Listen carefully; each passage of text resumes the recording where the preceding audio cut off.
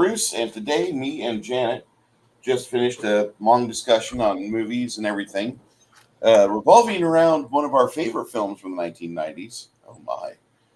One of our favorite films from the 1990s or 80s called The Lost Boys. And hmm Janet, you've had this movie on your list for a while. Why did you want us to watch The Lost Boys as hard as you did? Because it's a great movie. I love it. I think it's good. I think it's well made, and I don't know why anyone wouldn't like it, especially if you watched it when you were young. It's an iconic vampire movie. It really is. It kind of started some things in my corner of the world. This movie was iconic at the time because it had a sound that hadn't really been explored before. hmm There was a lot of people that were wanting a new vampire film, and they wanted it to have a modern feel, which this really does. I feel this movie completely embraces the 1986, 87, 88 time frame so well. It hits the fashion. You see the cars. You see the start of the nostalgia train that was popular in the mid to late 80s because we had a show called The Wonder Years, and it was written by a bunch of people that had grown up during the Vietnam War era, and they weren't happy with the 80s. They wanted to go back to the 60s and live their childhood hmm as an adult. And you see that kind of with this movie because you have the grandpa who's got that beautiful 57. That Yeah. that thing is just so, that's a smoke show. That is a curvy, loving, wonderful piece of machinery, and they have that car sounding so well, like it's just rolled out of the factory 3 4 minutes before they ran action, hmm and that this movie does that. This movie for me embraces everything that the 80s should be because the 80s was a magical time for me. I was growing up at the time. Wasn't hmm growing up. I was 12. I, okay, I had like a soul patch of hair on my chest. Nothing. Yeah. Um, yeah, I feel you, Six Nations. I understand that. I got that reference. Um, but this movie's a triumph for Richard Donner because he had just kind of gotten lambasted for the movie he did previous to this. That oddly enough we watched last week. No, 2 weeks ago. Uh, that was Janet's other pick. Janet, I think Janet has a few Yeah. Richard Donner films hmm since we watched the Lady Hawk.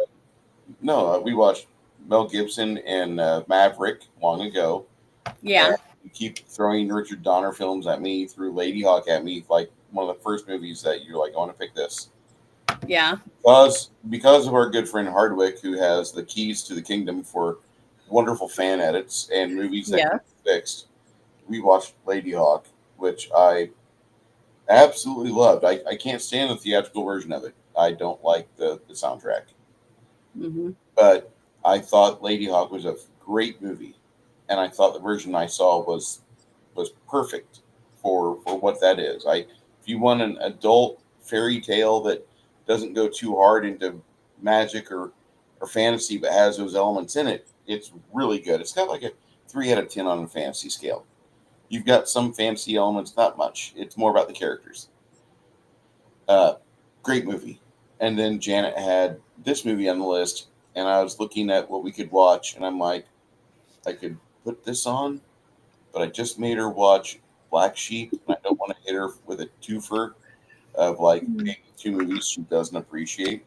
So let me give her something she likes, and that way we had the sandwich. One of my favorite movies of all time, and that's Black Sheep. Probably an easy top 12 movies. And Black Sheep wasn't as bad as I was thinking it might be. So uh, I handled it well, and it I was fun. It was a fun movie. and watching movies like this and Black Sheep and Lady Hawk in its fixed form, hmm it makes me realize that earlier today I was thinking about the theatrical version of The Abyss, and I mentioned it in our backstage discussion. I'm going to officially rate that the theatrical version of The Abyss at 40 because I can't stand it. I don't like the theatrical version of The Abyss, only for the fact I've seen the director's cut. If I had never seen the director's cut, if I never owned it, then I'd be like, oh yeah, that's like a 70 or 75. Mm-hmm. But now that I've seen that, it's a 40, and I have no need to watch it again. And Janet, somebody hit me with the question of, well, what do you think about Avatar? And I'm like, I've never seen that movie a second time. Just I have no intention of seeing it again. The last movie we watched with James Cameron that I really enjoyed in theaters was Alita: Battle Angel, and it Mm-hmm. wasn't really even James Cameron. He did the storyboards, I believe. It was all Robert Rodriguez doing the stuff. But going back to this film here, which is a triumph of practical effects, set design, set locations, good characters, actors that understood their roles, Mm-hmm. and the fact that we got a sober Corey Feldman in the majority of this movie, because parts of this film, when they're trying to film it, he's falling asleep standing up, and it's because he's a little. He was 17. He's 17 when he made this. Yeah, I have, let me get this real quick. That's what I was trying to pull up, is on my stuff I pulled up. Jason Patric was 21 in 1987 when this came out. Corey Haim was 16. Dianne Wiest was 39. Bernard Hughes was 72. Edward Herman was 44.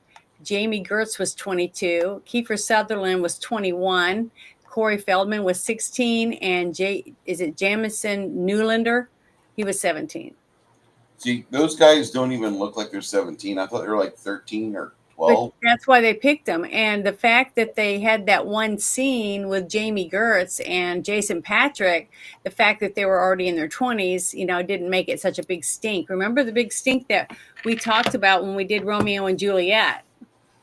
And they were underage. And a lot of people thought that was horrible. And they still talk about it all these years later, that, the director forced them upon each other, and a lot of shit. So, I think, you can find actors to portray younger characters, even when they're mature, so I think that was a, good thing.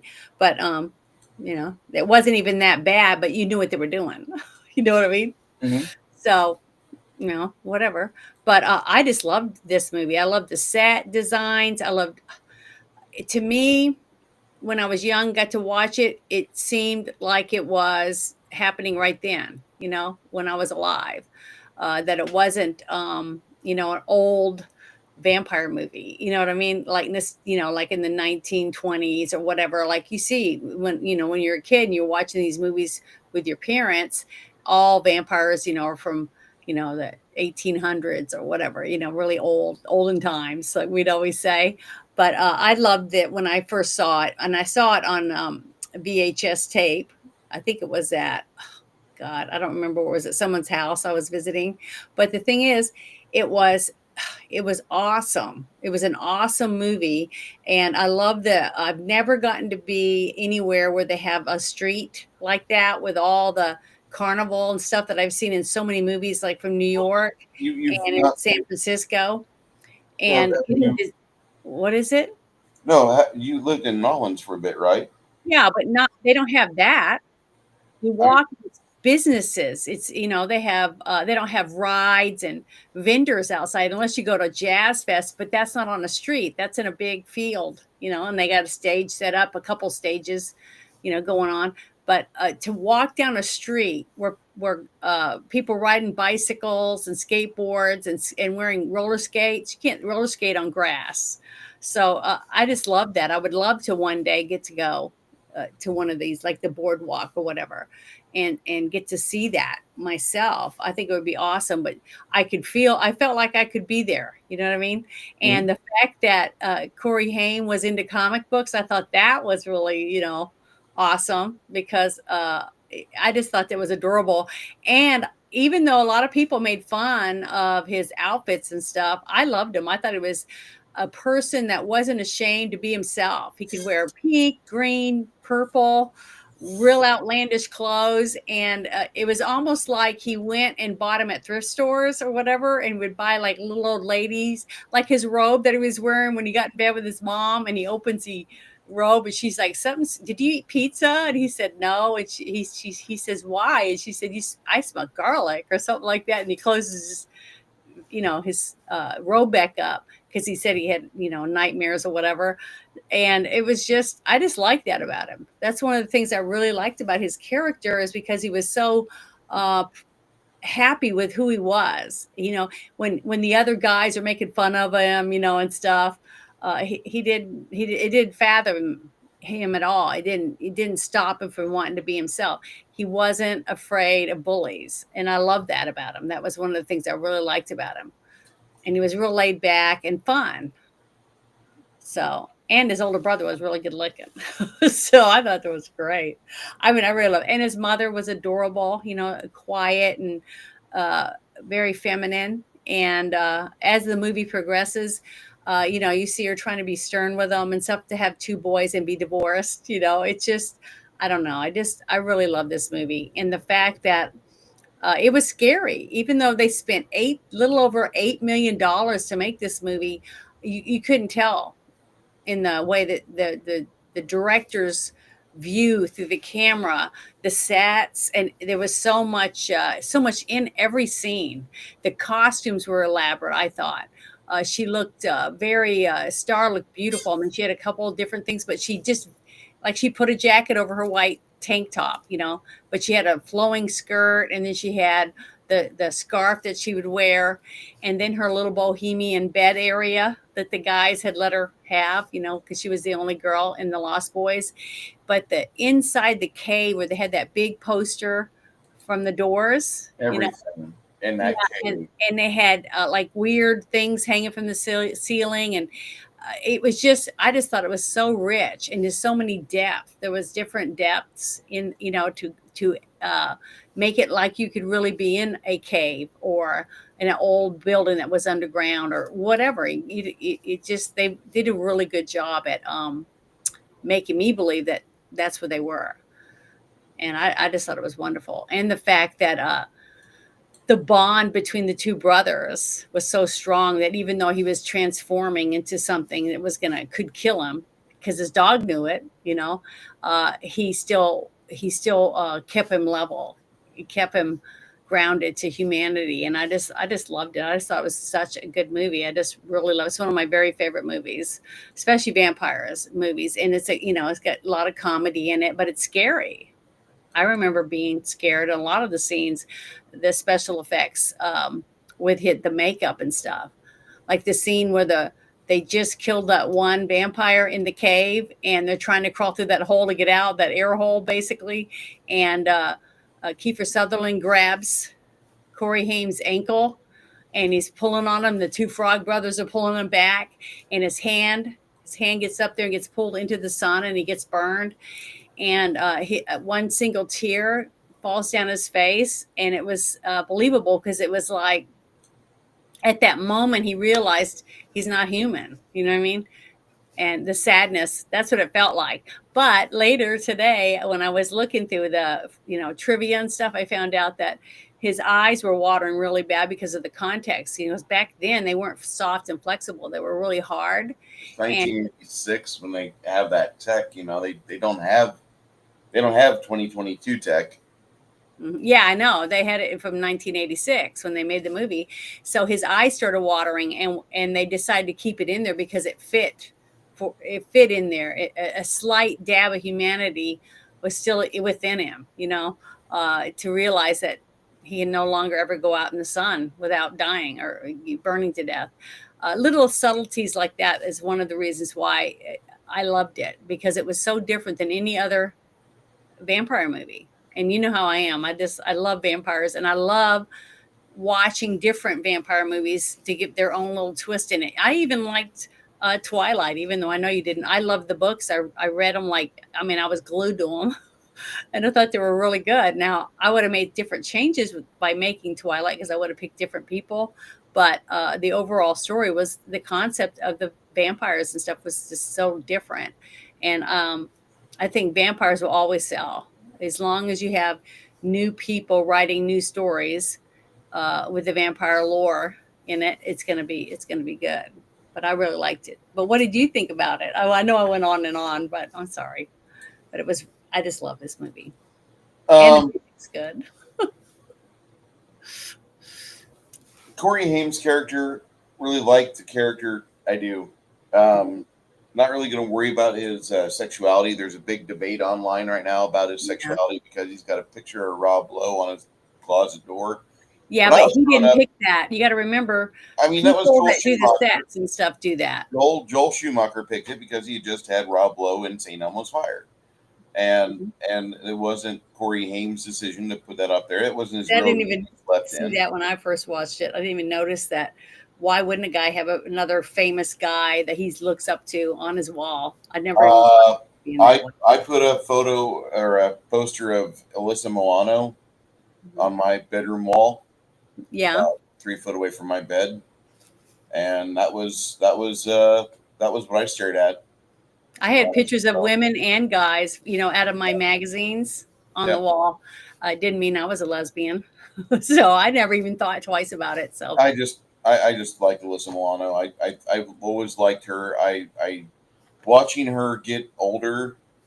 Like, mhm, there's friends of yours that, as they get older, they age like a fine wine, like you. Like, oh my mhm. God, Janet's going to be an awesome grandma. She's going to be great. Then I have, like, you have these idiots like Alyssa Milano that when she was younger, she was fun to watch. She was good and charmed. And then, Mhm. like, somewhere along the line, like, the train got off the tracks of logic and it just started going through the forest of stupidity. And it fucking slid down the mountain of idiocracy, and now it's going into the pit of insanity. And that's Yeah, where Alyssa Milano's at. And it's so sad to watch her fucking just continue to tumble. Like, she's like the Gen X version of Britney Spears. Because Gen X doesn't really look at Britney Spears like, man, I want to fap off to that. No, we don't. We had fucking Samantha Fox, Alyssa Milano. We had growing up, there was Buddy from the Family Show. That when you're a teenager, when you're like a underage kid, and you look up at Buddy, and she's like cute and 16 or whatever, like, man, she's hot for 16. I wish I was, I wish I was her age so she'd date me. You think of these things in your head. This is shit that goes through your head when you're a guy because you're a guy and you're an idiot. But yeah. this, you don't look at, like, we were talking about the show Step by Step earlier. And when I was growing up, Step by Step was like 1991, 94, somewhere around there. And there's a real cute lady, Christina Lakin, that she grew up to be an amazing woman. She's fun to watch. She's on a show with Stephanie Tanner from Full Mhm. House, and there's another girl. Like, these three girls are hanging out, and they're older ladies now. They're in their 40s, and it's kind of catching up their lives and how they turned out and how they're decent to each other and how they overcame drug addictions and all this. But when I was growing up, I didn't think anything sexual of Christine Lincoln because she's like a child. She was only Yeah. 4 years younger than me, but I had just turned 19, and I sure as hell don't want to go to prison for fapping off to a 16-year-old. Yeah. You don't want to do that. You're like, I'll wait till she turns 18. Just like in '94, I saw the movie The Professional, and I'm like, wow, Natalie Portman's going to be a beautiful woman when she turns into an adult. And my buddies saw Phantom Menace Part One of Star Wars shithole, and they're like, oh my god, she's so hot. I'm like, don't make a website, please don't make a website praising her as a goddess. Please don't do that. And Well, I like, had that happen to me too. I remember going to see one of my girlfriends said she wanted to go see the Spider Man, and I said, "Okay, I'll go." And she was wearing those shoes, that I guess, and I don't think you can even buy them now, but they lit up when you stomped your yep, feet. yep. Okay, she had those in the theater, and we're sitting there, and she was like all giddy over Toby Maguire, and I was like, "Oh, that's disgusting. He's like 12. It's what he looked like, Girl, And I said, and then I was teasing her forever after we went to the movies because she was stomping her feet and all giddy watching it. And it would light up the whole aisle. And when we were on our way home, I was like, what do? You scoped out the fourth and fifth graders or whatever. I was teasing her for because, he just looked 12 and there was nothing about him that I thought was attractive. So I used to tease her about it. So I guess, I can understand why you'd say that to your guy friends. So in '86, my uncle put this on his bedroom wall. Yeah. And it's still one of my favorite posters of all time. I'm sure she does not look like this now. I've seen the girl from the No Doubt CD case. I know what she looks like now. I'm sure this does not have the same qualities, but I don't give a shit. This is why we call it retrobating. And No it's doubt. I'm trying to remember. Isn't that Gwen Stefani? on what? No Doubt. No. There is it No Doubt. There was a CD She's case with that country singer now, and she looks good.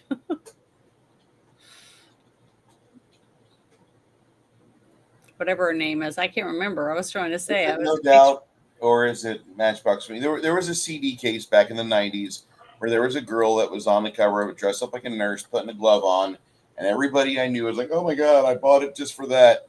Because there's like one or two songs that are worth listening to 10 years later, and they're not. They bought an album just because of the girl on the cover? Yeah. I didn't think anybody did that kind of stuff. Okay.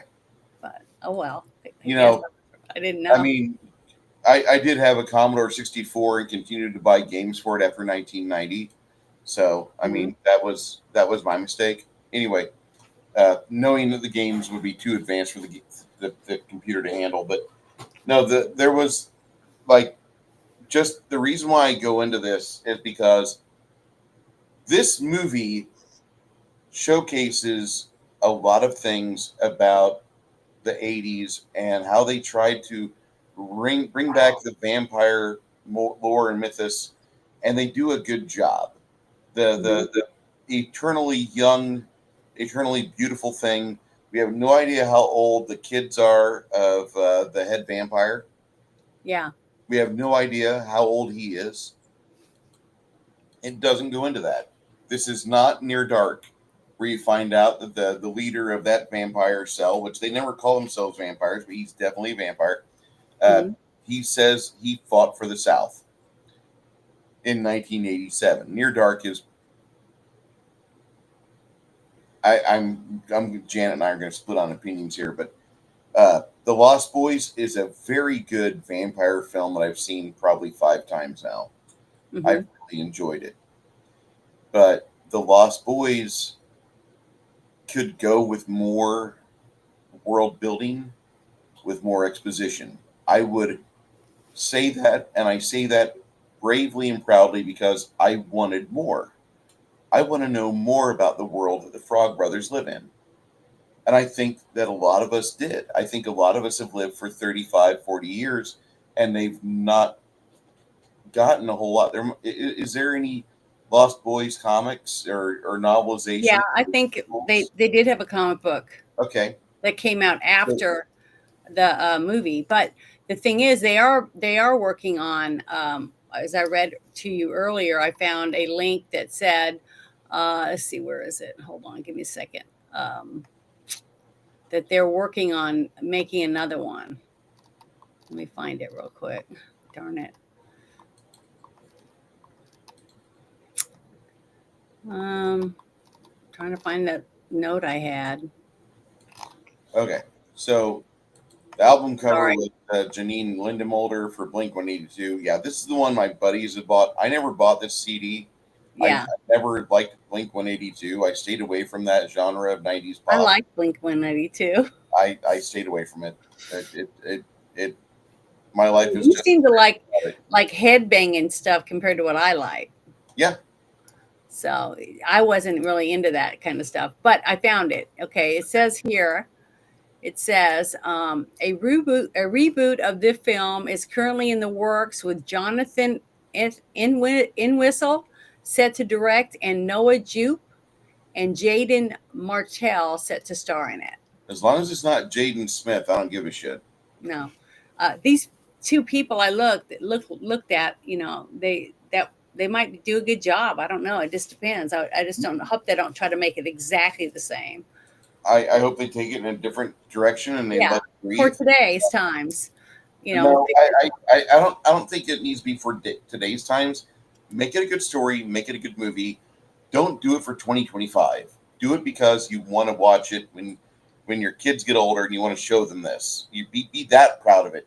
Be impressed enough. Like, this is what I did. I have no shame with this, because yeah. I'm fairly certain that James O'Barr could show his kids the 1994 version of The Crow with Brandon Lee and so many other talented artists with the greatest fucking 90s soundtrack we had. But I don't understand why he put his name on the 2024 version of The Crow, which, after 2 weeks of it being out, nobody talked about it. Nobody's talked about, we finally watched The Crow in 2024. Mm-hmm. Nobody said a thing about it. It died. That movie died harder than the straight-to-video sequels of The Crow. Well, the one thing I hear over and over again about from everyone basically is that they're sick and tired of the same story over and over again when they remake something.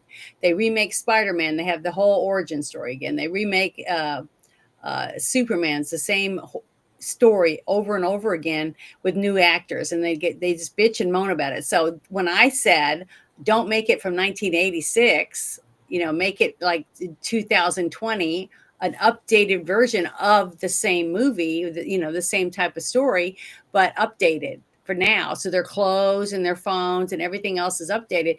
That's what I was saying when we were talking about this movie before we went live, was the fact the only thing to me that took me out of the movie was the fact that he gets the phone and he has to dial it, with the turn dial thing.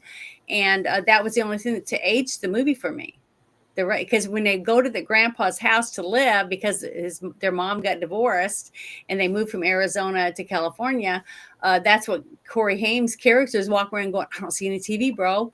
What are we going to do, bro? No TV, like that. And that's when the grandpa said, well, here's my TV guide. I just don't want you to peel the label off because it might tear the cover. And he goes, you got a TV guide? So that means you got a TV? He goes, no. If you read TV guide, you don't need a TV. I just thought it was great. But the interaction was really good. So if they can modernize it, but keep it not woke, you know what I mean? Don't put wokeism in it, and just let it be a vampire movie. It can be as good as what Fright Night was great. That was another one I absolutely loved. And it had its own unique turn on the whole series. And the one thing I did like about this Lost Boys is you don't know how old the lead vampire is. It's like he, over a certain amount of time, he realizes that they're going to die. They're going to get killed because he gets them young to where they can be like his kids. But he also knows that they're going to get in trouble and they're going to probably die. So I think that was one of the reasons why when he saw Lucy on the street helping that young boy, he started thinking, if I can get someone like that, then I can get a bunch of kids, have a bunch of underlings or whatever under me, but I'll have a mother to help me keep them in line. And they'll mind, they'll be better or whatever. And maybe I won't lose so many, because we don't know about what happened before these young guys came, before he got them.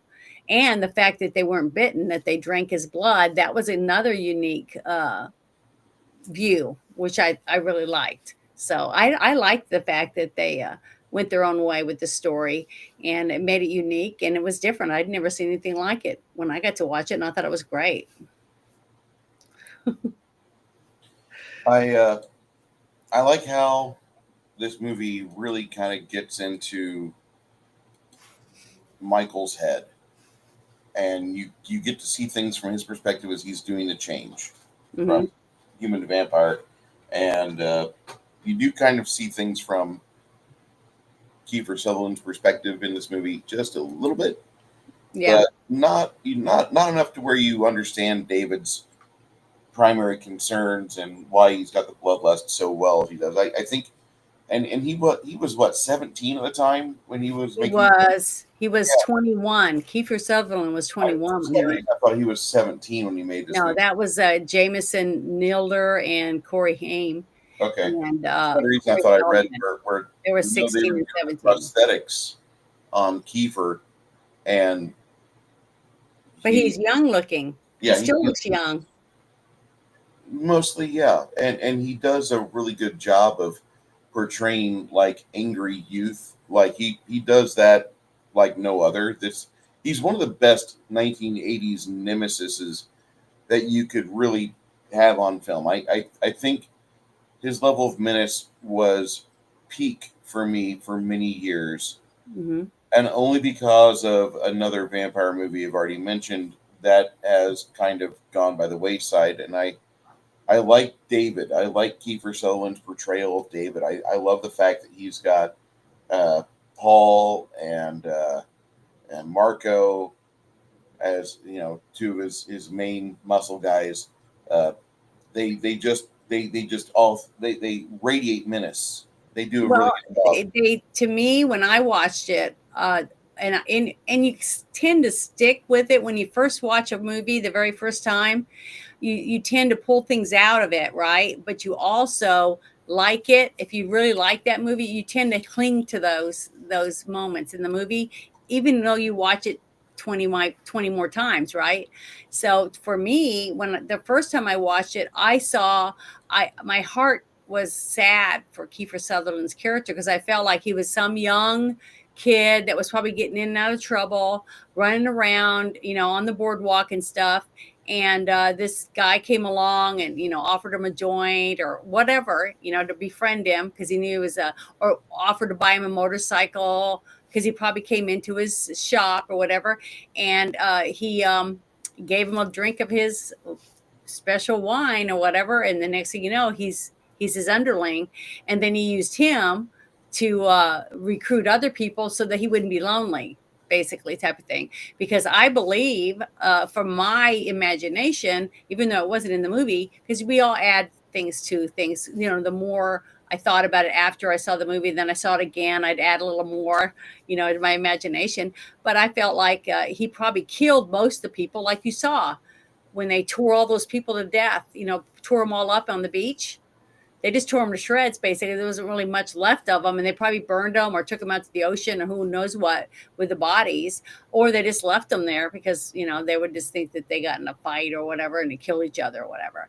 But if he wanted to make someone to be with them for eternity, because you're never going to die, you get him to drink the the master's blood, whatever, and then you can fly and do something. Now they didn't show any of them turn into bats. Is one thing I liked.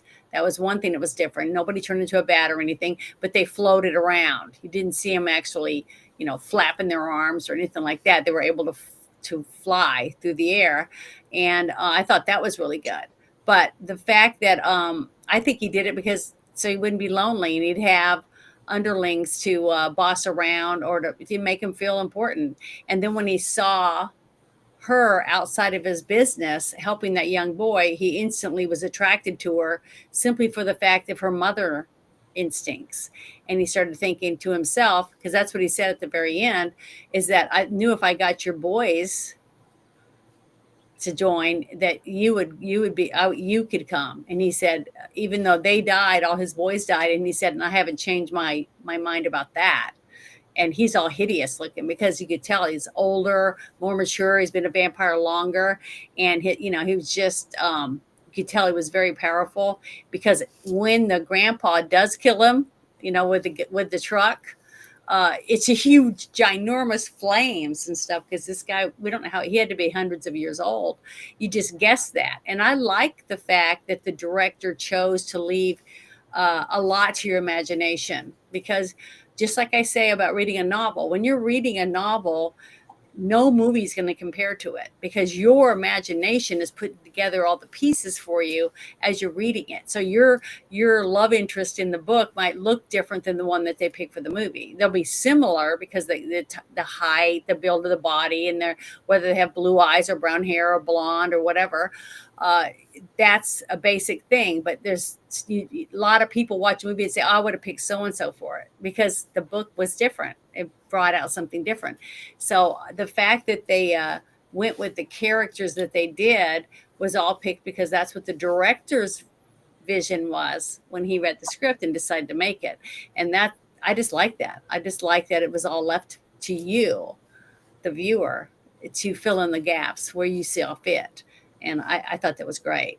But the lifestyle, and then you have the Frog brothers, and you see their parents, that they're both like hippies, old hippies or whatever, that smoke a lot of pot and they're passing out a lot, and the boys run the shop, and they befriend other young, street boys or whatever, because when Corey Haim went in there and was looking at the comic books, and they ended up knowing things about the comic books, about Superman, different things like that.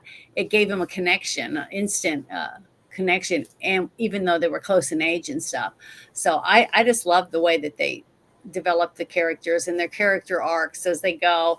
The Frog brothers act all like they know everything, but each time something happens with the real vampires, they're freaking out, because they've never dealt with anything like this. It's all in their imagination. And they rode bikes, and all that stuff. I just loved it. I just liked the fact that you get to see the older gentleman who's in his 70s. He's the grandpa, and he takes his grandson out and gets him in the car, and he's all excited. And the grandson thinks it's a cool car and everything, and he's showing off. But then he says, "Let's go. You ready to go to town?" And he goes, "Yeah." And he goes, "Well, this is as close to town as I want to get." He was just fun. He was a fun grandpa, was very interactive. And the fact that he was a taxidermist, and he would give his grandson all these stuffed animals. That Here's your stuffed beaver, you little shit. Yeah, an owl, a beaver, a raccoon. He just had all these different ones, and he didn't want any of them. But the thing is that I just love that. It was so much character, personality in this movie, even though they didn't all have tons and tons of dialogue. I mean, Kiefer Sutherland hardly spoke at all. I mean, he only had even though he was the lead of the vampires, he only had a few lines, really. You know what I mean? Yeah, so, and nobody in his crew had a lot of lines either. He was the face, and he had the I'm gonna geek out for a second. He had like the 12 charisma. So yeah, you don't even find out why they took a young boy like Laddie, besides them being teenage bullies and teasing the kid and getting him to take a drink from the bottle. And he did, not thinking about what's going to happen later. This is a kid that's never going to grow up ever, and they're stuck with this little kid that will always be a kid. He's never going to get any bigger until Star came in, and that's probably why the boys, you don't know because they don't tell you, and that's what I like about it. They goof around and they make this little boy into a vampire, and then they see Star walking the street one night, probably broke up with her boyfriend, who knows, sad. And Kiefer went over to her and started, "Hey, I'll take you a ride on my bike," or whatever. And he ended up duping her into taking a drink to take care of the kid so that they don't have to worry about it. Him going out and killing a bunch of people and stuff, and bringing a big no to their master that would be pissed off, right? So, he did have some control over him, because when he told him, "Don't come in here again," that kind of stuff, you could tell he was very personable, but fearful. They were fearful of him because they listened to him. They just left. Now, you saw what happened to the cop when the cop said, "I told you to stay up the boardwalk." They took care of him. He was the first one gone. They didn't get rid of the other guy. So during the movie, I didn't know for sure that he was it. But when the Frog brothers, and Corey Haim's character was trying to get him to eat garlic and all that, they didn't know the brother had already said, you can come in.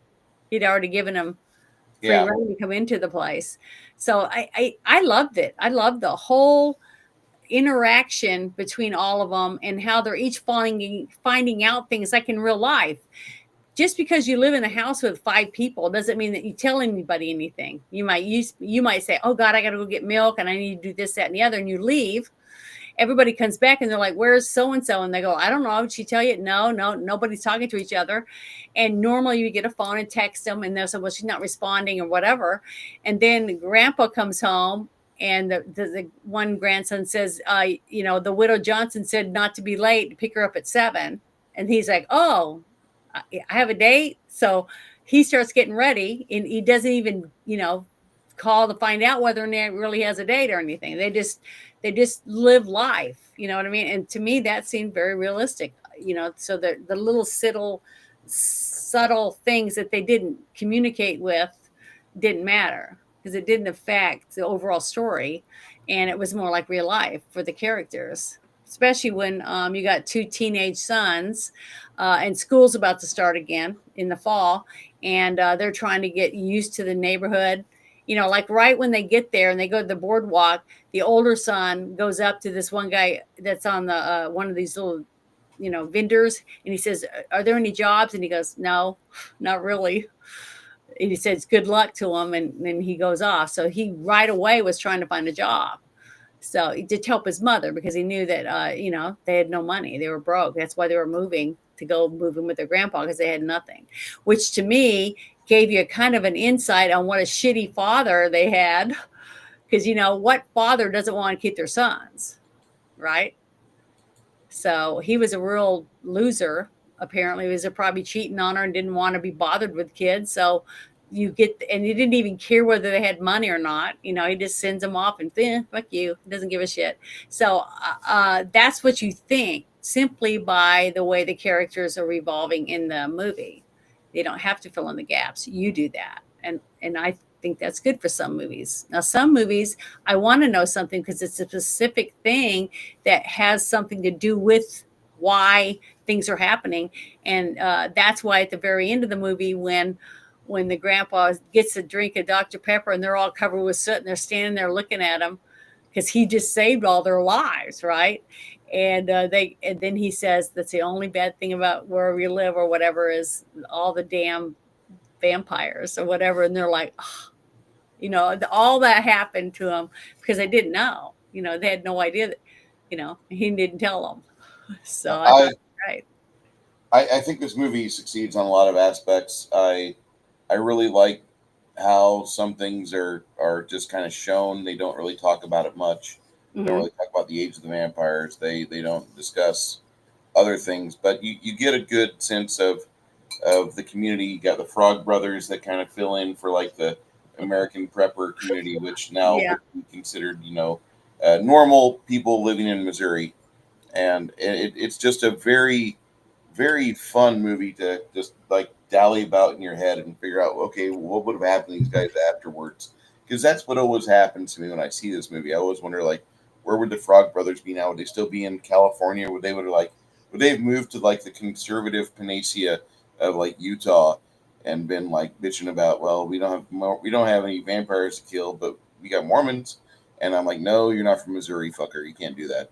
And because Mormons had a lot of fun in the past. But Yeah.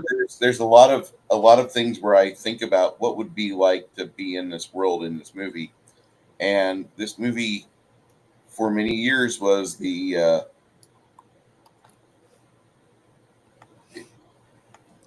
87, 88, 89.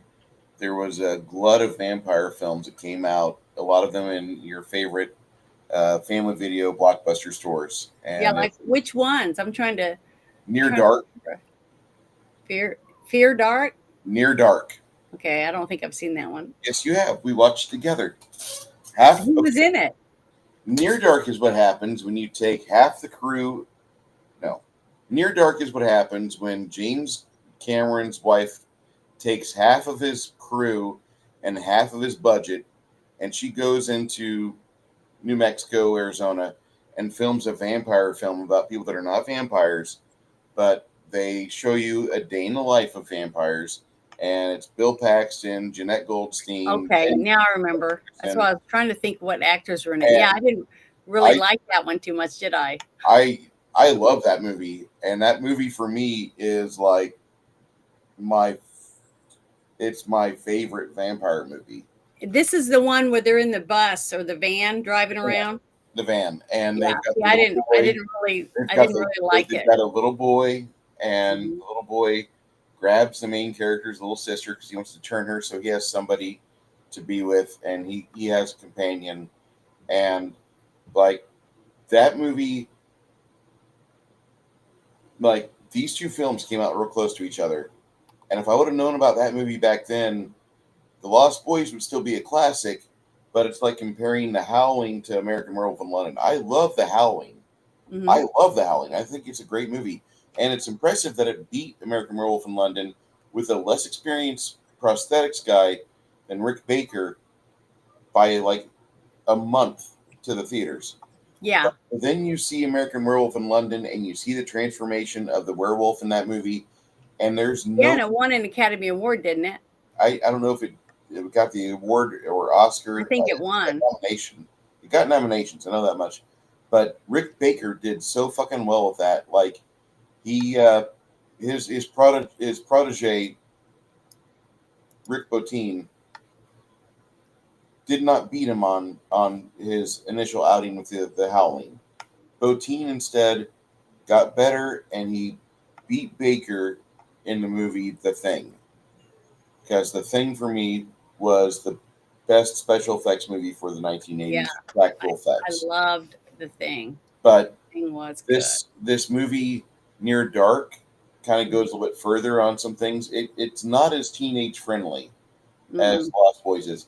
Lost Boys is really good if you're a young person and you want to see a vampire movie. This is like baby's first vampire film. Really good for that. And it caters to adults really well too, because there's some good characters in it. The grandfather, we've all got that grandfather in our Yeah. life that was a fucking old coot, and he was fun as shit. And if your grandfather was like this grandfather, like if you open the fucking kitchen window, there's marijuana outside. Yep. I'm just saying this. That grandfather was a bad motherfucker, and he rode around with the stakes on the front of the Jeep just in case he did see a vampire while he's out driving. I'm going to take him out for you. I love that. This is a great film. There are other movies that go a little bit further, but this movie is a classic. Uh, Mhm. this movie and Near Dark, The Hunger. I don't want to say Salem's Lot because I don't feel the films of those Salem's Lot movies are anything worth a shit. The book Salem's Lot was okay. It's better when you tie it into the Dark Tower, but it's still not a good vampire book. But Fright Night, it Fright was Night, it was an excellent vampire movie, and I yeah, love that Roddy McDowall was in it. See, I love Roddy McDowall. I but loved watching those old movies with my mother with we've Roddy McDowall in them. we've got those three '80s films right there for Mhm. vampire movies, Yeah. and then this is also the 1980s. So kids like me going to friends' houses, going in the basement with polyhedral dice and pushing figures around a board and Yeah. enjoying ourselves playing D&D. It was natural for somebody to come up with a Vampire the role playing game, and that happened in like '89 if I remember right. Stone Mountain, Georgia. They had White Wolf Publishing put it out, and by 1991, it was the most popular game at the stores. Like Mhm. suddenly, game stores had female gamers going in it because they weren't really popular in the '80s. You wouldn't find girls be like, "No, my wizard's going to be a badass." No, you very rarely did you. This was a sausage fest location hobby. Okay, Yeah. once the vampire games came out and they brought characterization, faction play, and other things with that RPG, which were new at the time because you had like the 13 clans of vampires. Then you had the Sabbat clans of vampires, which were like non masquerade vampires. They didn't give a shit about hiding themselves. Near Dark is a perfect Sabbat movie because the vampires do try to stay out of the way, but they don't really give a shit about staying hidden. Oh, you're a cop? I'm going to tear your throat out in this intersection in public, and then I'm going to maybe drag you out later, and I'll beat on you, but I'll probably not get that far because I'll just probably drop you 50 feet away after I've taken 6 pints.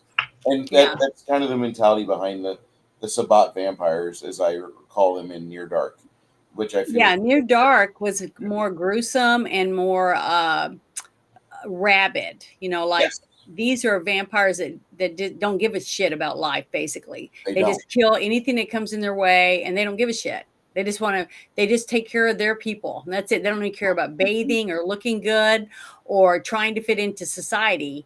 It's a totally different concept for a vampire movie, just like Underworld. See, Underworld, when it came out, it worked on making sure they're building their own rules and regulations of who could do what they could do, all those things. They had a governance around it, right? And I like that. whole aspect of that, because if you're going to live for a long, long time and keep food, which are people, right? You have to have limits on letting you can't have rogues just going out and slaughtering whole cities, because then you run out of food and you all die. Or you die, you starve. You can't die and you just lay there, nothing but bones, and you're starving. You're starving and want food. So I like the fact that they have to have some kind of rules. And the romantic part about vampire stories is the fact that the vampire is lonely and wants a love. He wants someone to spend the rest of his eternity with, basically. So when he finds the love of his life that he thinks, and then either he has to take her by force, or she falls in love with him and she wants to be with him. So that's how they twist and turn that. But the stories, there's just so much they can do with the different stories, just like the Twilight and all the different other ones you've seen. But one thing that made this movie unique to me too was the fact that Corey Haim had a dog, a beautiful Malamute named Nanook, that protected Corey, right? Mm-hmm. And he traveled with him, and he went everywhere that he took good care of his dog, and his dog slept with him and sat next to him in the bathroom, all that. Who doesn't have a dog that wants to be in there at your feet while you're taking a dump? They're always right under your feet. They want to lay on the bed with you. They go everywhere and they cry for you and all that stuff. And that one scene where you see a young teenage boy, he's taking a bath and he's listening to music and he's jamming and he's, doing all that stuff. And that is when the brother is transforming into a little bit closer toward becoming one of those vicious beasts that's just going to tear people to shreds, like you see with the Lost Boys out on the beach. So he's creeping up the stairs, and Nanook can sense something. He doesn't know what it is, because when he sees him, he sees the brother of his owner, basically. So he's used to it. He's not seeing him as a threat. But when he comes through that door, he knows he's going to kill. So he attacks because he's trying to protect his master. And I love that thing. And I almost was crying every time in this one scene when the brother gets out of the bathtub and he dries off and he's put a robes on and he goes down the stairs. He starts to go down the stairs, and you see the open living room, and you just saw an attack and there's stairs there. So you're wondering, oh my God, he killed the dog. That's all I'm thinking, is that he killed the dog and the dog's gonna be down there and the brother's gonna find his dog dead. That whole fear of that, because everybody's lost a pet. So that grabs a hold of you. That's another fear, because you don't know what's about to happen. Then when he sees his brother sitting there on the ground and his hand's bleeding, it's like a giant bite. He said, "What'd you do to my dog, you asshole?" Like a brother would. But he doesn't think of him being a bad guy yet. He still doesn't. He doesn't know about it yet. But that whole scene to me is very emotional. The bond between two brothers. The brother that got bit, he could have killed that dog. He could have snapped that dog in two if he wanted to, right? But he didn't, because his love for his brother, and he came back to humanity at that moment, and he realized that something's happening to me, and that's not me. I'm not going to kill my brother's dog, basically. So when you see Nanook come back, I'm like, oh, it's like a relief to know that Nanook's still alive. And then that other scene where his brother tells him to tie Nanook outside because he has Star and the little boy, I can't remember what his name is right this second, the little boy, has them at the house, and they're sleeping because it's during the daytime. And so he takes Nanook outside, and then the sun's gone down, and they know that the bad Lost Boys are coming to get them, to get revenge for them killing one of them and taking Star and Laddie. That was his name. So he hears Nanook bark. So he runs out, and then the older brother instantly wants to protect his brother, because the human quality of that's my brother, I'm going to take care of him, even though he's turning into a vampire. You can't even hardly see his shadow anymore, or his reflection in the mirror. So all of that's building up to it. And then you see the brother go out and he's chasing his brother to help him because he doesn't want to see him get hurt. I just love it. I love that he clings to humanity, just like Star's trying to. And Star, I think the only reason she lasted as long as she did, to not attack other people, is because she had Laddie to take care of. You see what I mean?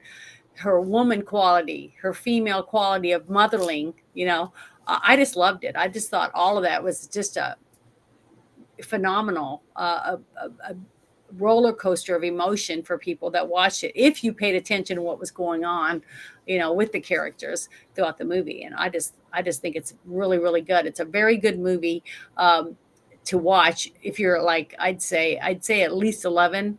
I wouldn't want you to. I don't think you should watch it if you're under 11 years old. I just don't think it's unless you have an adult there that can explain things to you. But I loved it. I just thought it was so good. The character arcs for everyone, even the Frog Brothers, because of the situation of them talking to this young man, giving him comic books about vampires. Like, I don't like, horror comics or whatever type of thing. And I loved them when I was growing up. When I was their age, that's what I was reading. That was my favorite. And then I started getting into some other ones. So my dad would say, "Here, try this one, read this," or whatever. But most of the stuff I love was Morbius and all the dark arts and stuff. Doctor Strange. I just loved all the weird stuff. So that was what I was my favorite. But I loved Wolverine. Almost everyone I loved was anti-heroes. Like Deadpool and Cable and Domino. I had a couple of her comic books, and it just the people that were struggling, with who they really were, that type of thing. I just love that. And you can see that in all these characters in this movie. Even the mother, she's trying to connect with her sons and make them help them transition from having a family in Arizona and having, a life in their friends and the dad, and then moving them to California to be with their dad, who's very eccentric, right? And have their own room set up and whatever else, and give them a little bit of time to adjust before school starts. And she just thinks her older son is having a really hard time, and she's struggling as a mom. She's lonely. She wants to start going out and meeting people and get on with her life, but she's also worried about her two boys. When she calls and asks her older brother, her older brother, our son, to stay with him so that he's not by himself. Her other son. I just thought it was very good. I thought it was a really good family vampire movie. I mean, it's hard to say that, but I call it baby's first vampire film. So it's a good movie for young kids, not young kids, but like tweens, young teens, teenage kids want to see a vampire film. This is what I point them out to.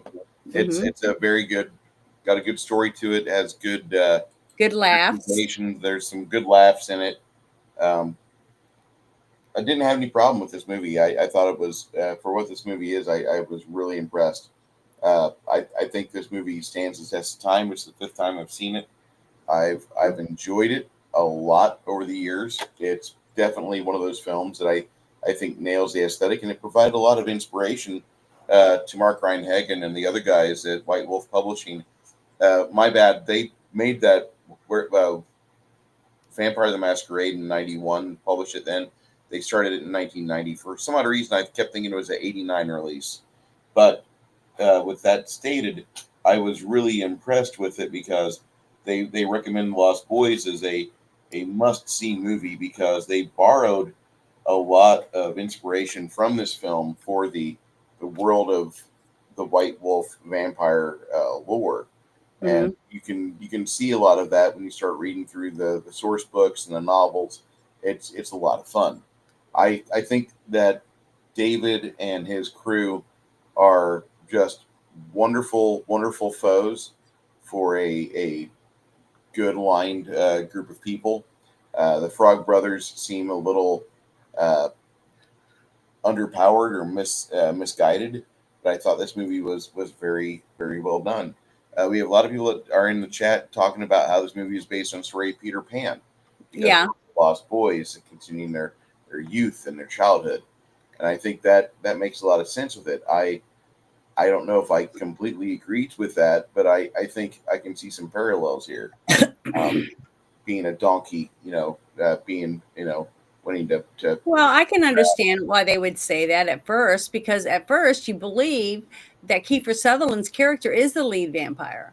You don't realize that Max is really the head of the vampire coven, basically. So I can see where that Peter Pan aspect comes from, especially when he's standing on the hill and he looks down and says, "You can live forever." and you'll never die, basically, is what he's telling him. He's trying to get him to feast on someone so that they're connected, and now they're become a vampire. And maybe if he does, he can get Star to do it. And that's later when you see Star going there, because she realizes she doesn't want to do this. She's tired, she's weak, she can't make it, and she's gonna cave. And then that means that Laddie's gonna end up caving too, because she won't be there anymore, as a human side. She'll be now a full-fledged vampire. So when she says to him that he was supposed to be her first, that's why that when she met him and was going to say that she'd pierce his ear, and different things like that, that he was supposed to be her first to bite, basically, or to be for her first meal, basically. And she couldn't do it because she really liked him, and she still had that little bit of feeling about being staying a human and keeping those qualities still. So see, there's lots of details in it. It's just that I think a lot of people who don't really, they just kind of skim over it. I know so many people that do that when they do a book. When they read a book, they just kind of flip through it and only read certain parts that they think are interesting. It's if they don't really read the book, so they don't really get all the character development and things like that. And a lot of people do that with movies. I'll be talking to one of my sisters about a movie, and they'll say, "Oh, that was good," and I said, "Well, what do you think of this part?" "Well, I don't remember that." And they'll say, "Oh, I had to get up and go, the door rang," or whatever. Instead of pausing it, they just let it play. So they miss a lot of things that are important.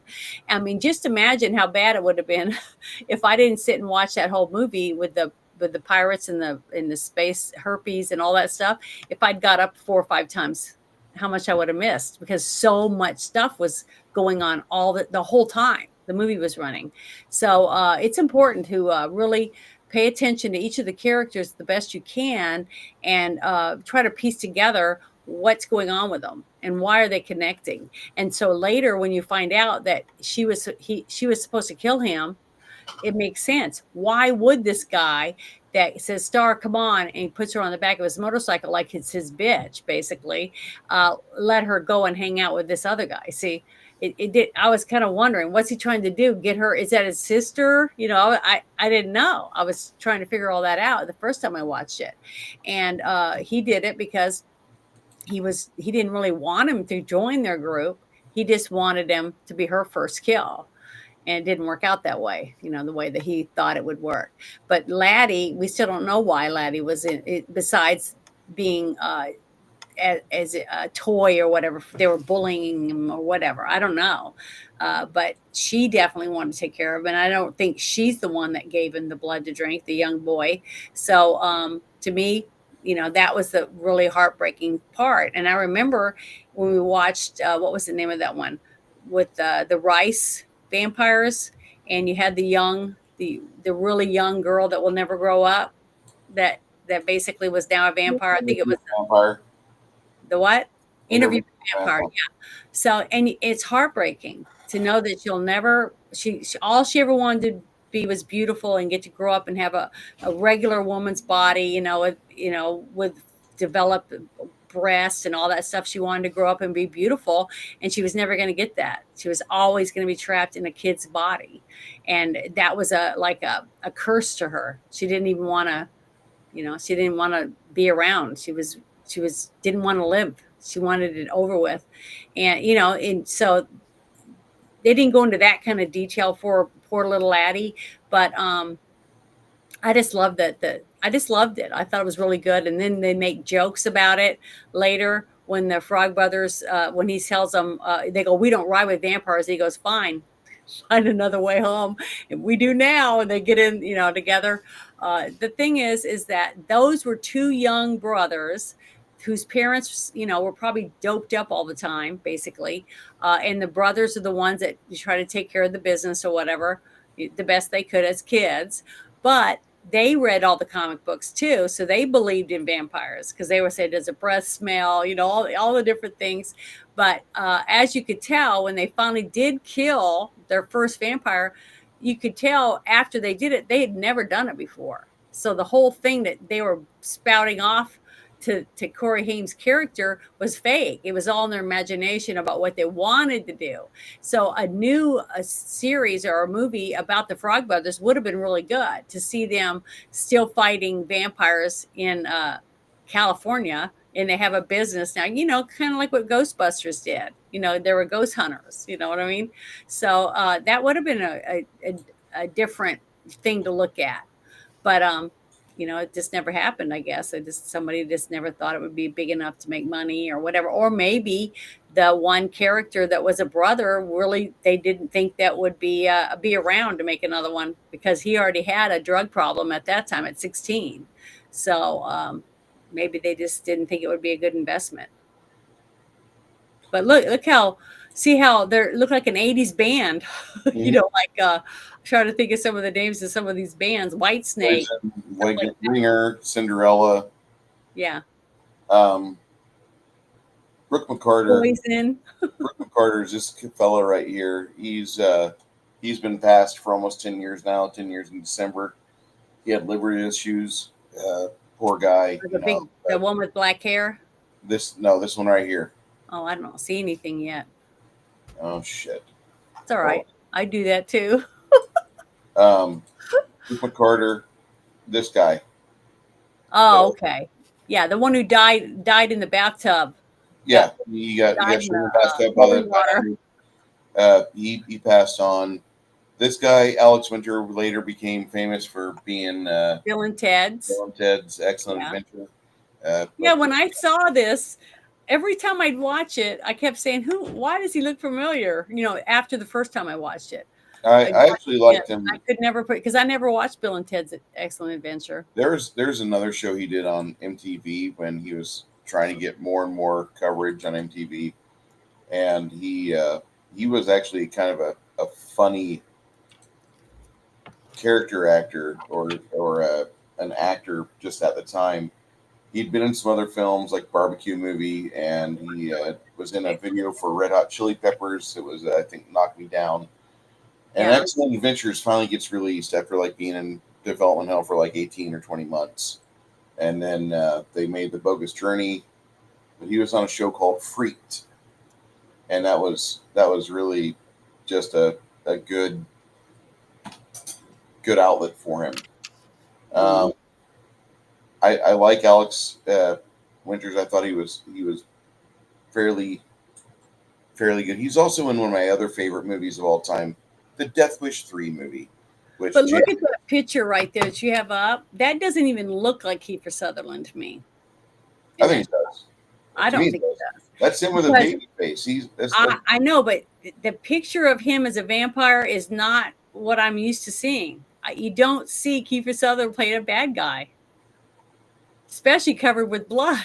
I'm just going to say that we come from a different time, the two of us. Yeah. Because I remember him in Stand By Me, and this is a movie that I really don't watch anymore, just for the fact that I'm no longer 12.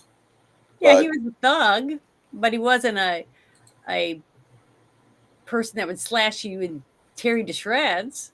As he holds his knife in his hand. I think if he would have had opportunity to kill them. Yeah. If he would have had the opportunity to kill these guys in this movie, he would have done it. But his friends are there, and he's, as much as he wants to, the conviction isn't quite there yet. He's definitely wanting to. He's on the road to being a sociopath. Definitely. Yeah. But he might one day be a serial killer. This is the movie that I watched the most with Kiefer Sutherland growing up, because my mom was concerned about my moral health, and so I'm a sociopath today because I'm just rebelling against mom, and I want to throw communists in the wood chippers. Mom, that's what moms do. Like I said, communists belong in wood chippers and long ditches. But I haven't seen Freeway. I'm sorry, I was answering one of the chats. Okay. But this is how I remember Kiefer Sutherland growing up. He was in other things growing up as well. But that's what I remember him the most from is Stand By Me. And that's a fine performance he does there. He does a good. I think he's a great actor. He makes a great villain, and he's been around. He's done things. Uh, Although he was in the new Smurfs movie as Hefty Smurf, I don't recommend. That's all I'm going to say. Well, I mean, when I said that, I meant dressed up like that. Like when he said, My bad. Michael, remember when he says, Michael, it's time or whatever, and then you see his face move forward like that, and he's got the fangs and the scary eyes and teeth, and his face is a little changed. That was very traumatic for me to see him that way, because I've never seen him like something like that as a real monster. Yeah. Seeing somebody that's a bully, usually a bully, when you go back and look into their background, they had a horrible life. You know, they have bad parents, they get beat or whatever it is. And I could make excuses for him, you know, as a bully, because of his home life was so bad.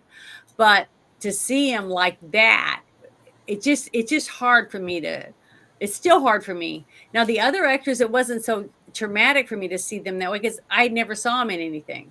But to see Kiefer Sutherland like that and still see it like that, it's just hard for me to realize it's really Kiefer Sutherland, because it's just not something I normally would picture him like for whatever.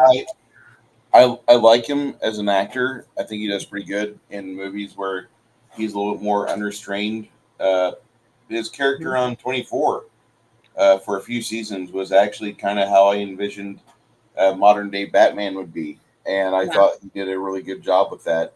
But then 24 lost his nuts and it stopped being a good show. So I stopped watching it. And that's The one I liked him a lot in was the one where he was the next in line to be president. I'm trying to remember the name of it. By the way, Alex, if you're in the chat and you know what I'm talking about everybody gets killed and he's next in line to step up. No, I haven't seen the line progression that you're talking about. What's it called? It's called a line of progression. A succession or something like that. Line of succession or progression. Something like that. But he's good in that. He's really, really good. He's a very good actor. He's as good as his father, I think, depending on you know what his characters are. He's just really talented, and you know, not everybody gets that. You know what I mean? But he can play a lot of different characters. But I really did like him. I thought he did a great job. He was designated survivor. Yeah, that's it. And we really have that. You know, we really have a line set up. That's why certain people aren't all of them aren't supposed to be in any place at one time. People are supposed to be not there, because if something did happen, somebody's got to step in and take over and make sure everything still runs. So I just love it. I think our forefathers are geniuses. Every time I get involved in any of that stuff, that's what I'm thinking. But I just thought he did an excellent job for his characters.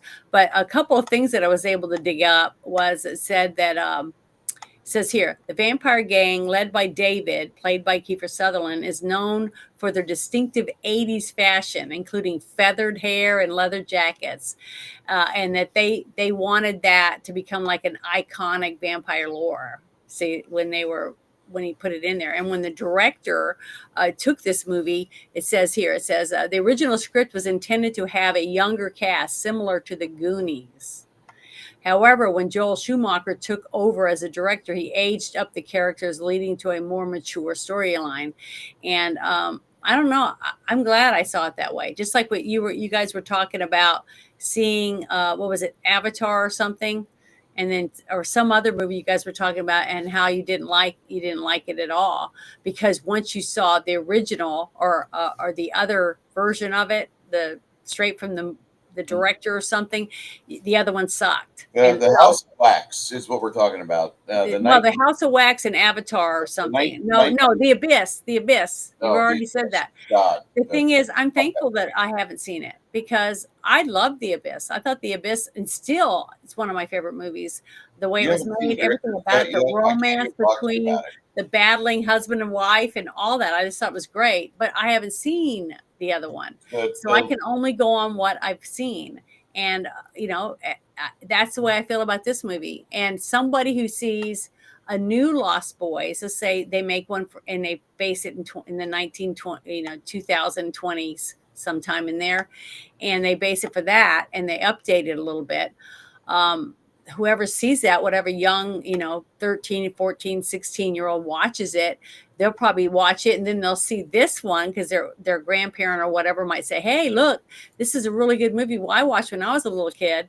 And they'll say, oh, that's what normally happens. So like Twilight, I read the books, and when I saw the movie, I thought they were really good. It's just that I didn't like some of the actors they chose for the parts, but I thought it was really good. I love the way that they portrayed their vampire story, and all of them are different, and that's what's good about it. Is I don't want the same repeated story beaten to the ground. Like I went and saw Nosferatu at the movies, and I loved it. So I So don't here know. we've got a guy by the name of Alexander Bacon Chapman. He's Hmm. one of the surf Nazis in this movie. Yeah. And apparently the novel was supposed to have more to do about the surf Nazis. And it was supposed to be a little bit more in depth. I have no idea. But his character gets torn apart in this film. Hmm. And it's in this actual scene right here where they rip the roof off the car, which I think is one of the best roof rips of a Yeah. film. Her reaction was really, really intense. Nori Morgan. I hope she did other things. Oh, we're on her IMDb. What else was she? That's That's it. it. She That's probably all. got married, Probably. went on and did something else with her life because she was young. She didn't look real old, Yeah. but she looked scared as shit when that roof came off and you saw her crawling across it, not knowing what to do. That was a good scene. Even the people, all the guys that they got to be around that campfire that were having a great old time, and they just swooped in and started taking people and tearing their heads open, and it was gruesome. That was really good. But see how fast it was? It was so quick and only in there for so many seconds.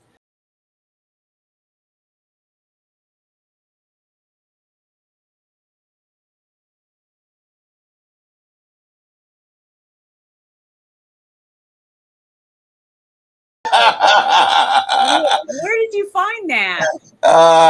God damn it! I I Poor needed that in puppy. my life. That poor dog. But man. See, that's what happens. That's how accidents happen. It's something that happens that you don't expect it to happen. And so yeah, I feel sorry for that little so puppy.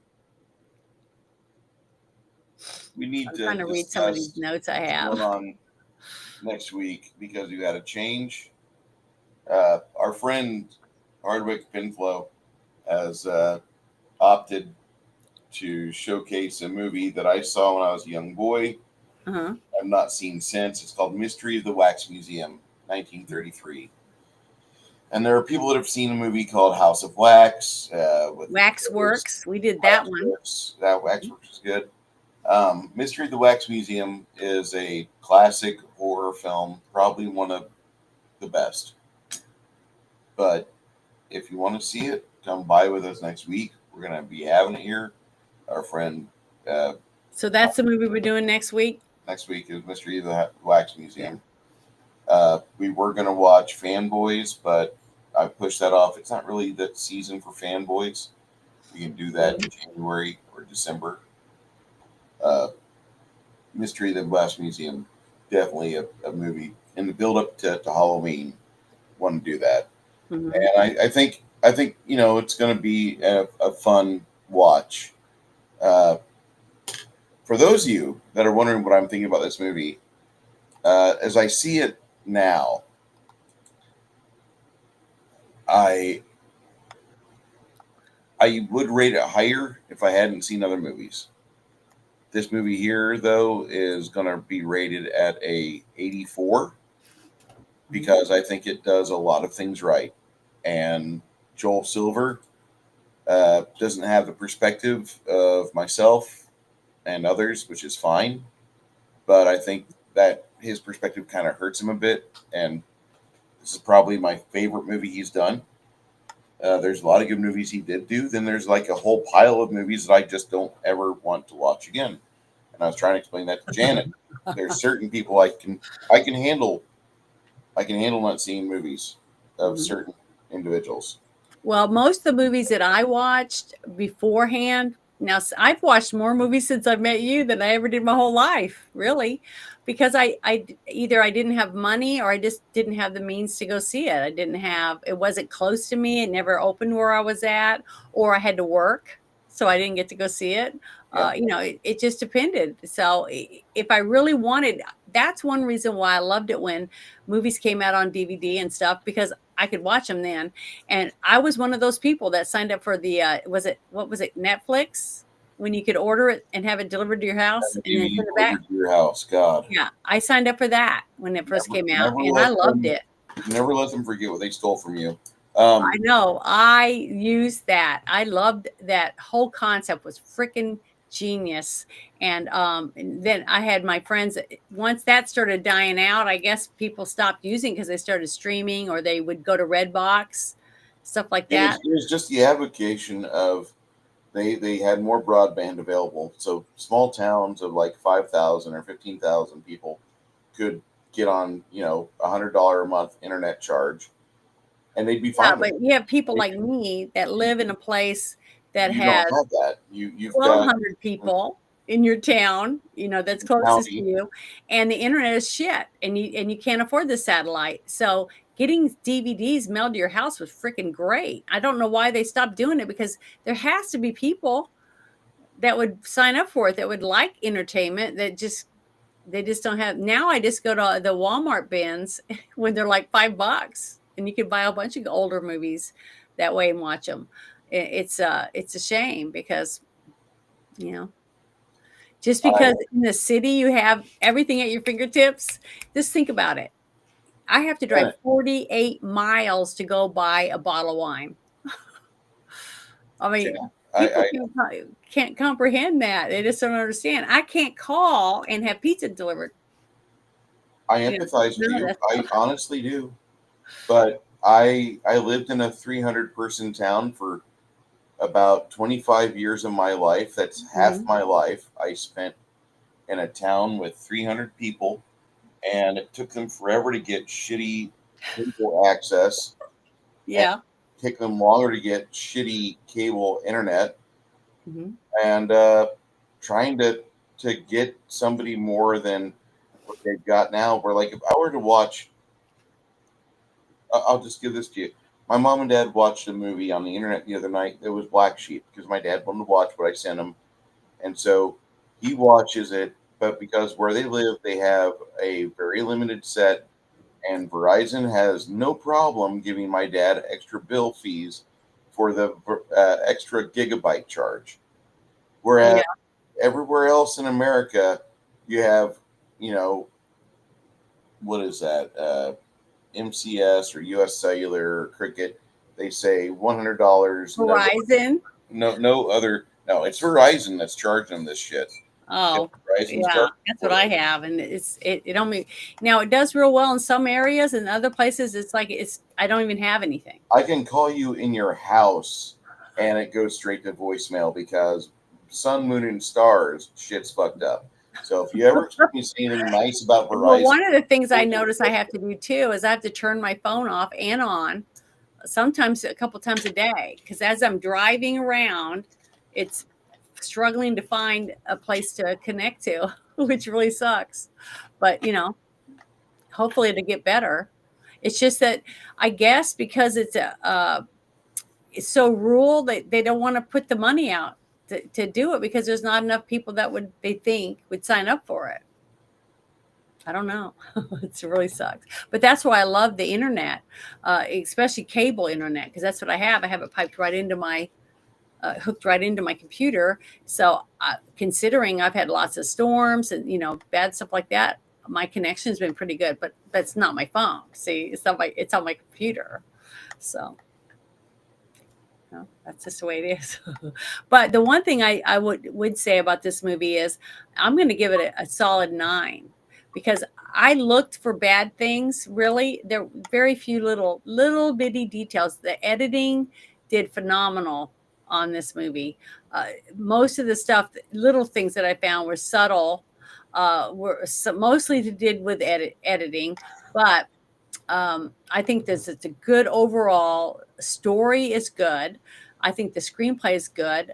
The set design, the costumes, the special effects, all top notch. I think, considering this movie only cost $8 million to make, and they made like 33 million. I think by the end of 1987 or something like that, right in there. So they did really good. I sent you I think I sent you a thing in the Discord in the chat thing with numbers. If you want to bring that up, I don't know if you can or not. I haven't complained about the budget or the fact. No, I know, but considering that part of it, because you got to pay the people for filming and the lighting, and you got to pay for the food and the costumes and makeup and hair and set design, set building, just whatever they needed. And that whole thing that they did where they had them hanging. Now, that was one of the mistakes that I found. Okay, you see the three guys hanging, right? From the ceiling or whatever with their bat toes and stuff. You get that whole thing. And then when they come right out, when they fall and they're all fighting, they have shoes on. So there's little subtle things like that. And most of that would be editing, because they should have, the editor should have seen, hey, they don't have shoes and they land, now they have shoes, just little things like that. But it's very, very subtle. This little, and I just happen to be looking at it because I've seen it, 20 times. So each time you watch it, you're going to find one more little thing, that you missed the other times you watch, because I didn't remember anything wrong with it the very first couple times I saw it. But now that I'm looking, it's a little bit more obvious. But the fact that this movie made that much money shows that I wasn't the only one that thought it was a great movie. And it made me like Kiefer Sutherland. It made me like Corey Haim. It made me like Jason Patric. It made me like even Dianne Wiest. I thought she was just wonderful in this movie as a mom. She was so dainty. I feel like she weighs maybe 95 pounds, but everyone, who wouldn't want a mom like that? That's loving and affectionate, that let them have their time, space. She gives them space and things like that. I just really, really, really love this movie. It just, I don't know. I could watch this every month, once a month, with no problems. I think I would still like it. So I can't help it. It's got everything. It's got romance. It's got fear where you jump, you laugh. It's got comedy. It's got horror in it. It's just got a lot of good, tasty tidbits throughout the whole movie, I feel. There's my point of view. Yeah, Dianne Wiest is right up there with Dee Wallace as far as 80s film moms go. I think she's about as perfect as film moms could get. And they both have their strengths. Dianne is very willowy, and she looks like a strong wind would carry her away. It's really a good display of what we have as far as like role models from the 1980s for motherhood. Well, the one scene I forgot about when you said that part about something could carry her away, the scene where she's upset with her son because he said he had a nightmare, or he was having a nightmare because of the comic book that he read. And she's embarrassed because that's 2 times in a row that she's, had her date ruined. And she's thinking, oh, I gotta tell him I'm sorry. So she goes to his house during the daytime, right? And she has a bottle of wine. And instead of leaving it at the gate, she decides, well, I better take it to the house because someone's going to just take it. They drive by, they're going to just take this bottle of wine sitting here. So she opens the gate like a normal person would. And she starts walking, and she sees the dog, and he sees her. And at first he's not, he doesn't seem to be threatened by her, I guess because she didn't keep walking. But as she got closer to him and she says, "Hi, Thor," he starts snarling and snapping, right? And right at that moment, when this happens and she starts to scream and run, her son opens that one page to the comic book that says, Hounds of Hell. So the way that they click back and forth and put the story together for you from a comic book, I just love that because I love comic books anyways. So I just love the whole setup for that scene. And then you see how upset the son gets when he realizes mom's life's in danger. And then when she jumps over, and she's tiny, and she jumps over that giant gate, and the dog grabs her skirt, he's ripping it off of her basically. It looks so realistic to me, the whole scene. And you're like, clenching your fist, hoping that she's not going to get tore up by this dog, not realizing that it's protecting its master, that type of thing.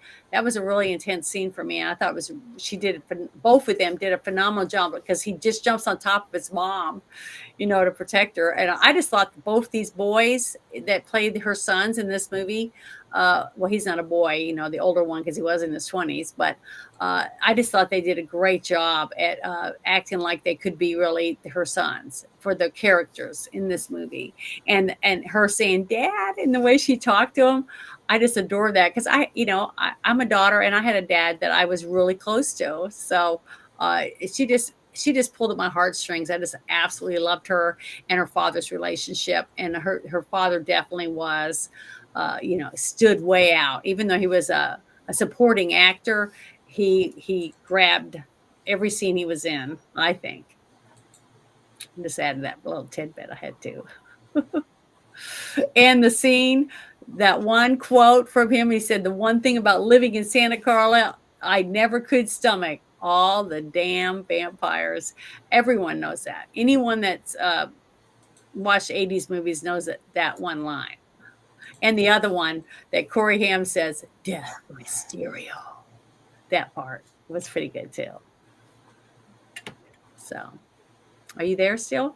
I'm still here. I was just looking for a miniature lighthouse. Anyway, I I say this movie's an 84. I'm going to keep it at that. I'm not going to drop it. I am That's going to fine. say that I probably am changing my score on Near Dark because I Yeah. see the two movies as they are, and as time goes on, I've seen Near Dark more times in 2 years than I've ever seen Lost Boys. Lost Boys is a turning point for me because that was one of those movies that had a great cast, had fun 80s fashions. I'm not going to mention Corey Haim's fashions because I, I I feel that while they're, Janet says, well, he was allowed to do his own thing, blah blah blah. I honestly feel what it is that it's Joel Schumacher trying to dress him up as gay, and I'm just going to lay Maybe. that right there Yeah. because there was the allegations that the Hollywood crowd was doing things to the Coreys, and it just all that shit fits together. It might be considered a conspiracy. Well, I'm glad I didn't know anything about any of that until recently because it really would have hurt. And now that he's dead, it's even sadder. But Um, that if all that stuff did happen to him, I wish that these people be punished for it. I absolutely feel like it was being put upon his character by the director, and there's things Mhm. that between the clothing, the Rob Lowe poster. Well, no, Rob Lowe was just in my last movie, St. Elmo's Fire. Now, dude, you're trying to make your fucking lead actor seem gay. Okay, whatever. But I don't have a negative on that. That's Mhm. part of the '80s. The '80s was a decade where you had a lot of things change, and you had the gay screaming coming from 1% of the population or less, uh, Mhm. and they acknowledge us, and that was always what you hear. It always is what you hear from the minority. Anyway, Yeah. not that I give a shit, and you know I'm going to concur with Six Nations. He says no kid dressed that fucking loud, as I recall, back in 1987, or had a Rob Lowe poster on their fucking door. Well, I never had Rob Lowe hanging on my wall. Samantha Fox, Say that. Alyssa Milano, the original Hooters girl, Farrah Fawcett, all Farrah the guys Fawcett. I Oh my knew God. that were a little older than me, they had Farrah Fawcett. She And was one of their so favorites, especially the one in the red bathing suit. I I like this movie because it's a well put together movie. I Hmm. like the characters. I especially love the grandfather. I think he's great. Yeah. And Ed Herman plays a great master vampire. The last 2 minutes of his acting in this film are absolutely chilling as shit. Yeah. But Very. but Mhm. what really for this movie is my most like the watermark for me in this movie. The high watermark is the soundtrack, which turned me on to so many other bands later. Because when I was introduced to this movie for a second time, it was at the Atlanta Dragon Con in 1993. They play movies at a con. That they played this movie at a con. We had a viewing room. We watched this, and then we found the Vampire LARP, and we hung out with those people. We're having fun with it. Uh, Found out later the LARP was filled with smelly people because these guys were not going to leave the con until the LARP was over. And yes, it took place in a hotel, but these people were sleeping in the anime room or the viewing room. And so we quit. We turned in our sheets. We're done because we were going home every night and showering, and they're kind of upset with us. And it's midnight. You're vampires. You're supposed to be here. Hmm. We're like 18 years old and stupid. Like, what? We're supposed to be here all night? Yeah. That's crazy. So we did that, and we tried it. Tried one night, ate caffeine pills, and watched this movie. Listened to Sisters of Mercy and the soundtrack for Lost Boys, and played Vampire, and it was interesting. But the soundtrack with this movie stuck with me all these years later, and there's a just so much about the soundtrack that needs to be said more than the rest of the film because I think the film is great. I do. I think it's 4 stars. I think the soundtrack is fucking 5 out of 5. I Well, think can that. I say one thing about that? Go ahead. Today, while we were watching this movie, I remembered how much I loved that song that he was singing in the bathtub, and I downloaded it, believe it or not, on my music. So uh, go ahead and finish now. I just wanted to say that while I was I thinking I, about I it. just I thought this movie gave more to the music scene immediately than what the movie gave to the movie scene, and then over the course of time this became kind of like before we had memes in the 90s, mid 90s, we were saying things like, remember when Joel Schumacher made good movies? And I remember saying that a lot when Batman and Robin came out. I'm not ever Mhm. going to forget you, you motherfucker. Uh, that movie was shit. Like I've never exited a movie theater feeling so much anger before. That movie, I was angry. Like that would have been the movie where like I'm glad I don't live in California. I would have driven to Joel Schumacher's house, bounded the fence, and just like kicked him until like he was the broken fax machine in Office Space. Because God, that was such a shit movie. But this is a high watermark for Joel Schumacher and a lot of other things. Great movie, great film, Mhm. enjoyable, but don't delve into the rest of his IMDb stuff because some of it just plummets straight the fuck downhill, and it's garbage. What can I ask? What other movies he made that I would recognize? Having a brain fart at the moment. Give me a moment. Sorry, you keep saying that, and I'm like, God, I can't remember. I'm not very good at remembering the directors' names. I want to say that he also was part of Year of the Dragon. We just Kung watched Fu that. one, the one with all that stuff. No, we just watched Year of the Dragon with Mickey Rourke from 1985, where Oh Mickey yeah, Rourke that played. one. Sorry, He, there's a lot of movies that have the same name, a similar name. all So right. Now he sorry. wasn't involved with Year of the Dragon. My bad. Saint Elmo's Fire he did right before this. Uh, You didn't like that one? it's okay. It's not as good as Lost Boys. No, Lost Boys. He I did really a love. movie that a lot of people I knew wanted to see, and they thought it was great. I thought it was just a reason to buy stopwatches, and that was a movie called Flatliners. Hmm. He did Falling Down, which is the other movie that he directed that is actually really fucking good. I haven't seen that one. Falling Down is really fucking good.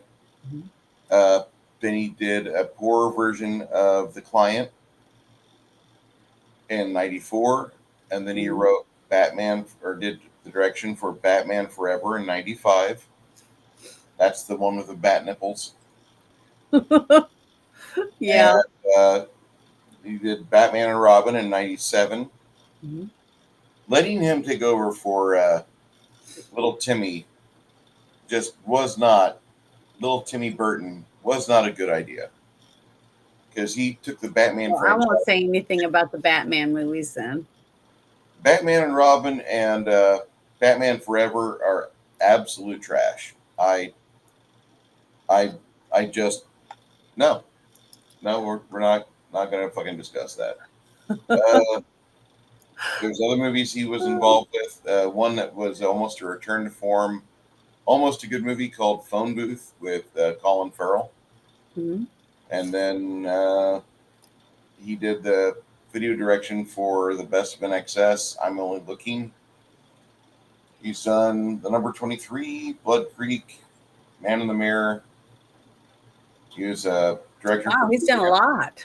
He's done a fuck ton, but it Yeah. doesn't mean I like him. I think he's like your average Hollywood director that Hollywood studio says, I need a guy to direct this, and Joel Schumacher gets done sucking some guy off, and he's like, I can do it, and that's what he does. Yeah. Whereas Joe Dante's like, let me do it my own way, and I'll make it a fucking great movie like he does with Inner Space or Gremlins.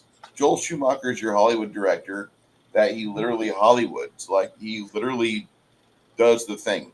And I can't say anything about what he does behind closed doors with minors, but I just, from what I saw with this movie here, I'm kind of worried about any sort of communication or activity between him and the Coreys, because all the shit that came out with the Coreys. So this movie for me rates an 84. Joel Schumacher, like, I don't want to review his movies.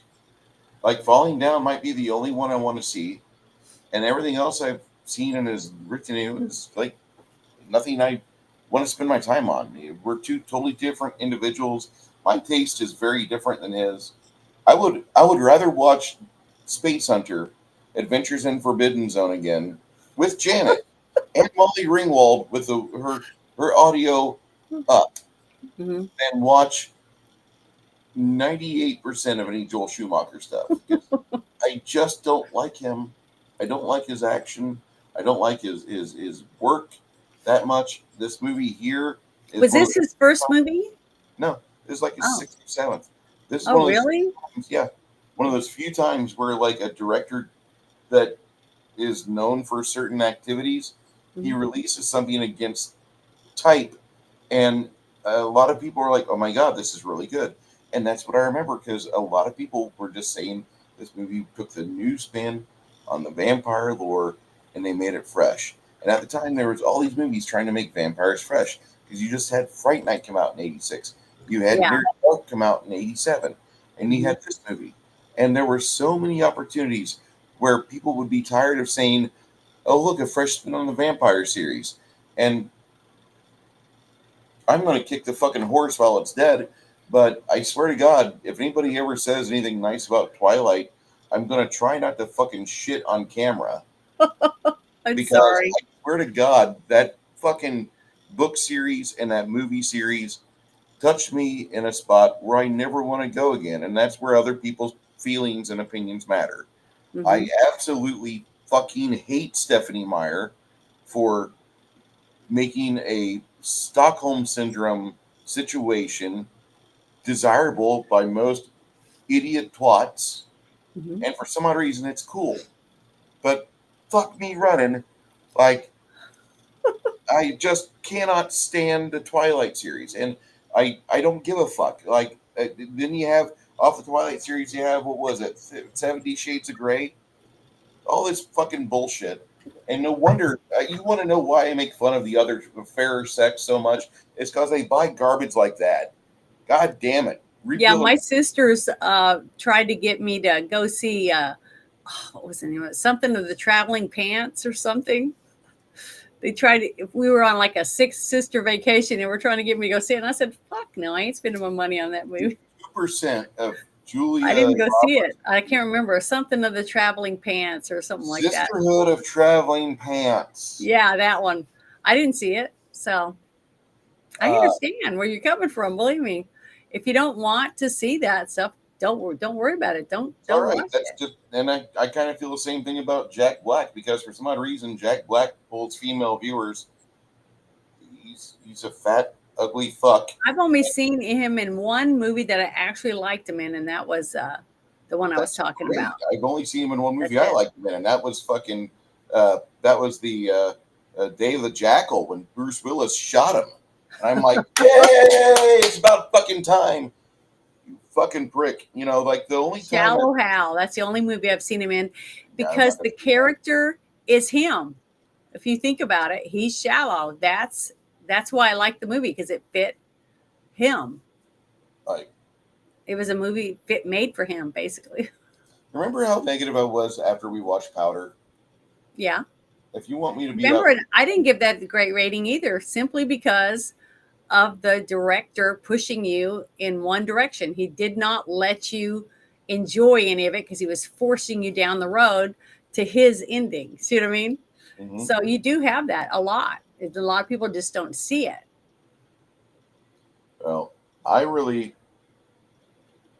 really looking forward to next week because we're going to watch a classic film Yeah, that I have never seen this movie, so I'm excited about I watching. saw when I was a young boy, and it holds up. It's got Fay Ray in it, so all of you men who love classic celluloid beauties, just come on in with us and enjoy a movie that we're probably never going to see again as long as Hollywood stands and there's anybody that allows communism to take a hold of creativity because that's the problem. I mean, one, Hollywood is always red. Grazer was right, but at the same time, a lot of creatives need to have that in order to be free. I don't understand this at all, but I'm not a psychology major. I just watch movies and I say, yeah, no, whatever. And this movie that we watched today is great. I Mhm. love The Lost Boys. I wish there had been uh, an ongoing series of comics that had lasted a little longer. I just saw that there was a line of them from IDW, and I might be interested in going and seeing how those look and maybe purchasing those Yeah, because I might. That's what I was gonna say. I might want to buy that set of comic books for the if I longest can. time I loved the StarCraft universe, and so I was buying StarCraft comics. StarCraft comics are really good, but they are they are out of a brand of a company that they love wokeness, so I just stopped giving them money. Yeah. Um, and I, that's just where we're at. Janet, what do you have going on this week? Um, really don't have much. Monday night, I'll be going to be in the Guardians tomorrow night on Bear's channel and play Mystic Mirage. So I'll be doing that, and then not anything until Thursday night, and then Friday night shit show, and then playing the game again with you on Saturday. That's my whole life. That's all I have. That's all I do. So, Raise chickens and work, in between when I can. So um, about it. What do next you week, have planned? just slumbering czar on Saturday. Maybe if something pops up. I did have a funny comment in my notifications from a certain individual I made a video about like 2 weeks ago. He's like, "Oh, at least this video got Oh, 100 views." I'm like, I remember "Yeah, that video. yeah." Yeah, And I'm like, dude, I'm not trying to make my channel to make it about views. I put it out there because I want to shit on popular people, and yeah. that's what I want to do. I want to be a shitlord. I don't want to be a popular shitlord. I want to have my opinion that nobody else has. And if I got to drive up to fucking Nanook, Canada, to go beat the fuck out of a 5 foot tall Canadian leprechaun with no teeth in his fucking head, I might entertain that thought a little more. If I get my ass beat by him, I will. But I I just like stop talking negatively about other YouTubers, you little cuck, and go make helpful videos if you want to help out the hobby because the hobby needs help. You don't understand that. Well, I Anyway, might make some. I might try either Tuesday night or Wednesday night to do another live stream like I tried to do for the late night circus because I hmm, got dressed up and I could not get it to work. I could not get it to stream. Uh, to the channels I was trying to get it to, and I couldn't figure out how to make it work. I was just struggling. So I'll sit and try to do that again, or I'll do a music stream or something on X and just play music videos and stuff. Maybe dress up in the '60s attire or something, and because I like dressing up, it's fun. I enjoy it, and I love music. Music is one of my favorite things. So I might do something like that. So be on the lookout for a live stream that just pops up. Fair enough. And I also go to other channels, and sometimes they invite me on to hang out and talk about stuff. So we'll see. You do that too, don't you? Occasionally. Yeah. Try to. All right, guys. That's See it. you next week. Watching the movie, The Museum of, or what was that? The Wax Museum. The Wax Museum. 1933 with our friend Hardwick Benflow. If you want to watch it with us, contact Janet exclusively, and she'll get you the link for her Discord. My name is Bruce. Janet, show us out. See you guys later, and enjoy the rest of your day.